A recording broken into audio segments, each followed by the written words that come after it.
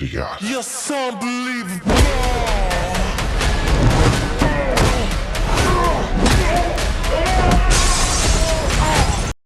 කොහොමද යාළුවනේ සාදරයෙන් පිළිගන්නවා අපේ channel එකට. අද අපි කතා කරන්න යන්නේ 2025 අවුරුද්දේ ආපු සුපිරිම action comedy film එකක් ගැන. ඒ තමයි The Family Plan 2. ඔයාලා දන්නවනේ පළවෙනි ෆිල්ම් එකෙත් ඩෑන් කියන්නේ පට්ටම වැඩෙක් කියලා. ඉතින් මේ දෙවෙනි ෆිල්ම් එකේ එයාගේ පවුලේ ප්‍රශ්නයි පරණ හතුරුයි එක්ක යන මාර ගේම් එකක් තමයි තියෙන්නේ. වීඩියෝ එක ස්කිප් නොකර අන්තිම වෙනකම්ම බලන්න. මොකද මේකේ අන්තිමට වෙන්නේ ඔයාලා හිතන දේ නෙවෙයි. එහෙනම් අපි යමු කතාවට.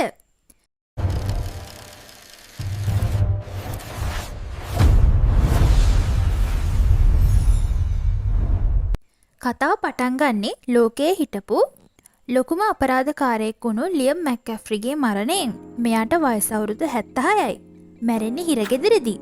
මෙයාගේ පුතා තමයි අපේ කතාවේ නායකයා ඩෑන්. ඩෑන් කියන්නේ කාටත් හොරෙන් රජයට වැඩ කරන අති දක්ෂ ඝාතකයෙක්.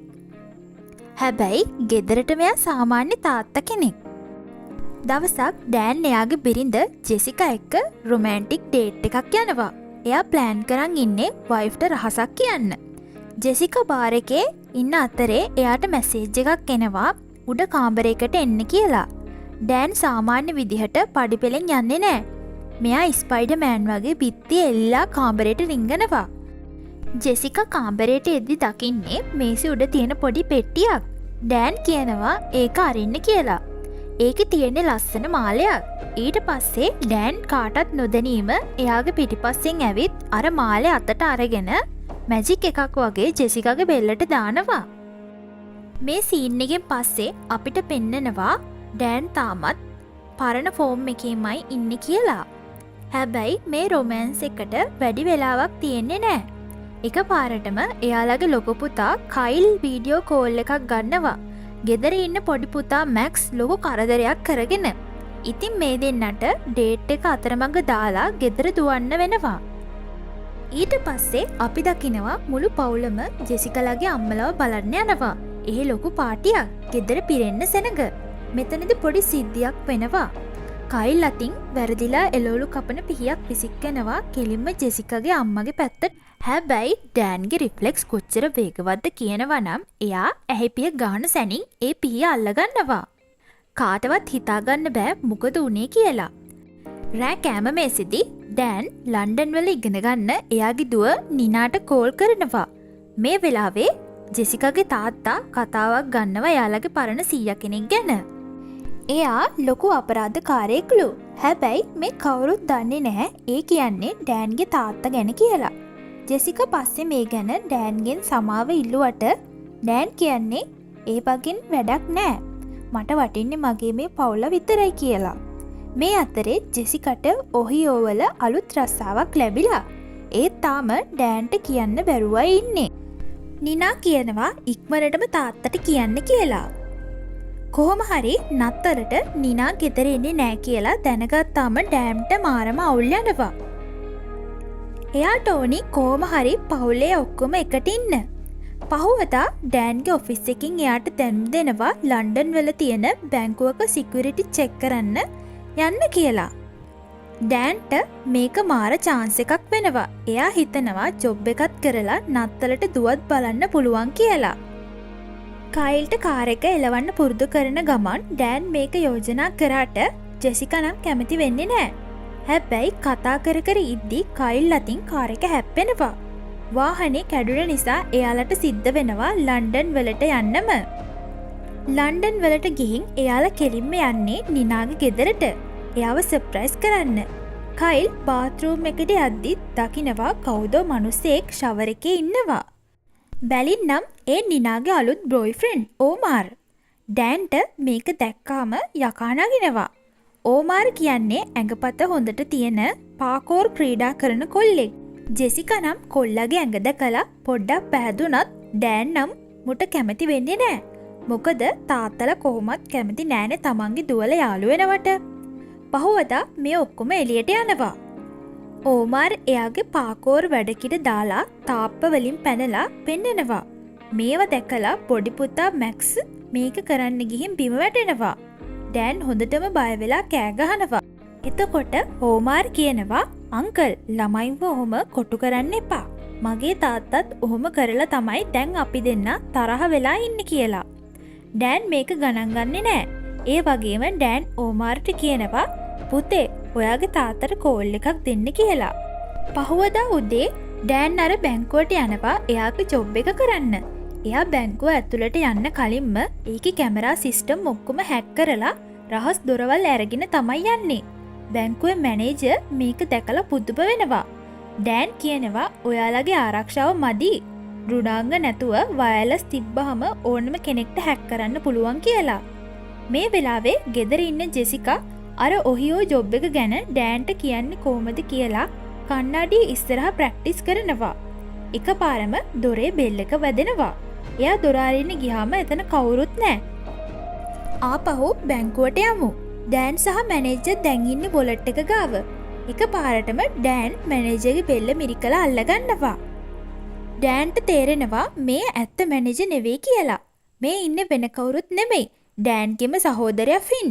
ඩෑන් පොඩි කාලේ තාත්තා එක්ක යද්දී ගෙදර වැඩකාරිගේ පුතා විදිහට හිටියේ මෙයා. ෆින් එයාගේ ෆෝන් එකෙන් පෙන්නනවා එයාගේ ඝාතකයෝ දැනටමත් ජෙසිකාව අල්ලගෙන ඇගේ තුවක්කු බැඳලා තියෙන්නේ කියලා. ඩෑන් අසරණ වෙනවා. ෆින් බලෙන් ඩෑන් ලවා රහස් ලොක එකක් අරගන්නවා. ඒකේ තියෙන්නේ එයාලගේ තාත්තගේ අපරාධ රාජ්‍යයේ රහස් යතුර. ෆින් කියනවා දැන් මේ කොල්ල කෑම උඹ පිට දාගන්න ඕනේ. එක්ක උඹ හිරේ යන්න ඕනේ. නැත්තම් මගේ උන් උඹව මරනවා කියලා. ඩෑන්ට වෙන කරන්න දෙයක් නෑ.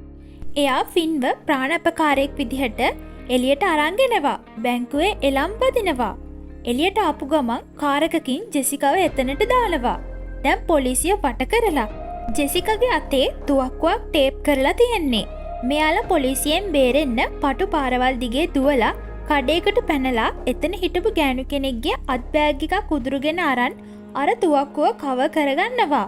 මේ අස්සේ ෆින් දැනගන්නවා ඩෑන් යන ගමන් අර යතුරු හොරකම් කරගෙන කියලා. මෑන්ස්ට යකා නගිනවා. දැන් මෙයාලගේ ළමයි ටික පාක් එකේ ඉන්නේ. ඩෑන් කෝල් කරලා කියනවා ඉක්මනට එතනින් යන්න කියලා. නීනාට තේරෙනවා ලොකු අවුලක් කියලා. පවුලේ ඔක්කොම එකතු වෙලා බස් එකක නැගලා යද්දී ෆින් තුවක්කුවක් අරන් බස් එකට නගිනවා. මිනිහා බස් එක ඇතුලේ පිස්සෙක් වගේ කෑ ගහනවා. තාත්තා මාව අතෑරලා උඹව සැපේ තිබ්බා. උඹේ ළමයි නිකන් කුරුලෑ පිරුණු එවුන් කියලා අපහාස කරනවා. බස් එකේ උඩ තට්ටුවේ මාර ගේමක් යනවා. ඩෑන් ෆින් එක ගහගන්නවා. ජෙසිකා ගිනි නිවන එකක් අරන් ෆින්ගේ මූණට ස්ප්‍රේ කරනවා. ඒත් වැඩක් වෙන්නේ නෑ. ෆින් ජෙසිකාගේ බෙල්ල මිරික ගන්නවා. අන්තිමට ඩෑන් අර යතුර එළිය යන බයිසිකල් කාරයෙක්ගේ බෑග් එකකට විසි කරනවා. ෆින් ඒක ගන්න දුවද්දී පවුලේ කට්ටිය පැන ගන්නවා. පස්සේ මෙයාලා රෙස්ටුරන්ට් එකක ඉද්දී චීන ජාතිකයෙක් ඇවිත් බඩු වගයක් දෙනවා. ඒක ඩෑන් ඉස්සර කරපු උදව්වකට තෑග්ගක්. ඕමාර්වත් මේකට හවුල් කරගෙන මෙයාලා තීරණය කරනවා ලන්ඩන් වල ඉන්න එක ආරක්ෂිත නෑ. ඒ නිසා ප්‍රංශයේ පැරිස් වලට යන්න. මේ අතරේ ෆින් එයාගේ තාත්තගේ පරණ මන්දිරයට ගිහින් අර යතුරු දාලා තාත්තගේ මුළු රහස් අධිරාජ්‍යයම එයාගේ යටතට ගන්නවා. පරණ බට්ලර් වික්‍රම් මේකට කැමති වෙන්නේ නෑ. ඒත් කරන්න දෙයක් නෑ. පැරිස් වලට ගියාට මෙයාලට ඉන්න තැනක් නෑ. ඩෑන් මෙයාලව එකන් යනවා එයාගේ පරණ ගෑනු ළමයෙක්ගේ ගෙදර. එයාගේ නම ලානා. මෙයා රුසියානු ඔත්තුකාරියක්. ලානා ඩෑන්ව දැක්ක ගමන් බදාගෙන පැණිහලනවා. ජෙසිකට මේක දිරවන්නේ නෑ. එයා කියනවා මේ දවස්වල ඩෑන් හිටිය මගේ ඇඳේ කියලා කට වහනවා. ඩෑන් හිතනවා ෆින්ව හම්බ වෙලා මේක සාමකාමීව විසඳ ගන්න. එයාලා කෞතුකාගාරයක හම්බ වෙනවා. මොකද එතනට වෙපන්ස් ගේන්න බැරි නිසා. ඩෑන් සහෝදරයට කියනවා තාම පරක්කු නෑ හැදෙන්න කියලා. ඒත් ෆින් ඩෑන්ට තාත්තගේ චූටි පුතා කියලා විහිළු කරලා යන්න යනවා. ඩෑන්ට තේරෙනවා මුව ආදරෙන් හදාගන්න බෑ කියලා. එදා නත්තල් රෑ එයාලා බෝට්ටු ට්‍රිප් එකක් යනවා. රෑ ලානා ඩෑන්ට බොන්න ඩ්‍රින්ක් එකක් දෙනවා. ඒක පිව්ව ගමන් ඩෑන්ට සිහිය නැති වීගෙන එනවා. බැලින්නම් ලානා ලොකු ගානකට ආස වෙලා ඩෑන්ව ඝාතකින්ට පාවා දීලා. ඝාතකයෝ ගේ වට කරනවා.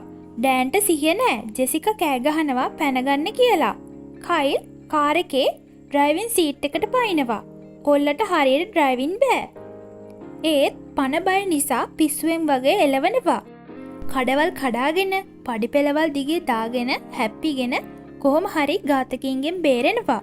පහවදා උදේ පවුලේ කට්ටිය වහලක් උඩ ඉඳන් ප්ලෑන් කරනවා. ඩෑන් කියන්නේ එයා තනියම ගිහින් මේක ඉවර කරන්නම් කියලා. ඒත් ළමයි කැමති නෑ. එයාලා කියනවා අපි පවුලක් විදිහට මේකට මූණ දෙමු කියලා. ඩෑන් හැදී වැඩුණු පරණ මන්දිරයට හොරෙන් රිංගන එක තමයි ප්ලෑන් එක. ඕමාර් එයාගේ යාළුවෝ සෙට් එකක් දාලා එළිය ග්‍රීන් පීස් උද්ඝෝෂණයක් පටන් ගන්නවා. ආරක්ෂකයින්ගේ අවධානය වෙනතකට යොමු කරන්න. ඩෑන් සහ ඕමාර් වහලෙන් රිංගලා ස්නයිපර් කාරයෙක් හිටියත් ඌව ෂේප් එකේ ඩවුන් කරලා ඇතුළට යනවා. ඩෑන් ඇතුළට ගිහින් එයාගේ පරණ බඩු ටික බල ඉද්දී ෆින් තුවක්කුවක් තියාගෙන එතරට එනවා. ෆින් ඩෑන්ව අරන් යනවා වදකාගාරයට දාලා මරන්න. ඒ යන ගමන් ඩෑන් හොරෙන් පෙන්ඩ්‍රව් එකක් බිම දානවා. මේක දකින ජෙසිකා වහලෙන් පැනලා ඇතුළට ඇවිත් අර පෙන්ඩ්‍රව් එක හොයනවා. ඒක කනෙක්ට් කරාම කයිල්ට පුළුවන් වෙනවා සිස්ටම් එකට රිංගන්න.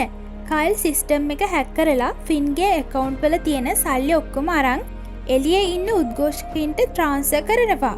මේ අස්සේ වදකාගාරයේ ඇතුලේ ඩෑන්ව මැෂින් එකකට දාලා මරන්න යද්දී වික්‍රම් ෆින්ට විරුද්ධ වෙලා ඩෑන්ව බේරගන්නවා. ජෙසිකටත් එතන හිටපු ලේඩි ඝාතකයෙක් එක්ක මාර ෆයිට් එකක් යනවා. ජෙසික පොත්වලින් ගහලා අන්තිමට ගල් පිළිමයක ඔළුවකින් ගහලා ඒකව සිහිය නැති කරනවා. තමන්ගේ සල්ලි ටික මැකෙනවා දැකලා ෆින්ට පිස්සු හැදෙනවා. ඩෑන් එයා පස්සේ පන්නනවා. පල්ලියක පහලයක් උඩ මාර ෆයිට් එකක් යනවා. ෆින්ට දිනන්න අමාරු වුණත් ඩෑන් අන්තිමට පල්ලියේ සීනුව ගහන ලණුවෙන් ෆින්ව ගැට ගහලා එල්ලනවා. අන්තිමට පොලිසිය ඇවිත් ෆින්ව අරන් යනවා. මෙතනදි තමයි ලොකුම ට්විස්ට් එක එන්නේ. අර නිනාගේ කොල්ලා ඕමාර්ගේ තාත්තා තමයි ඉන්ටර්පෝල් එකේ මහලේකම්. එයා ඇවිත් තමයි මේ පවුලේ අයව බේරගන්න වැඩ ටික කරලා තියෙන්නේ. ඩෑන් කියනවා යකෝ කලින් කියන්න තිබ්බනේ කියලා. එතනදි තමයි ජෙසිකා අර ඔහියෝ ජොබ් එක ගැන ඩෑන්ට කියන්නේ.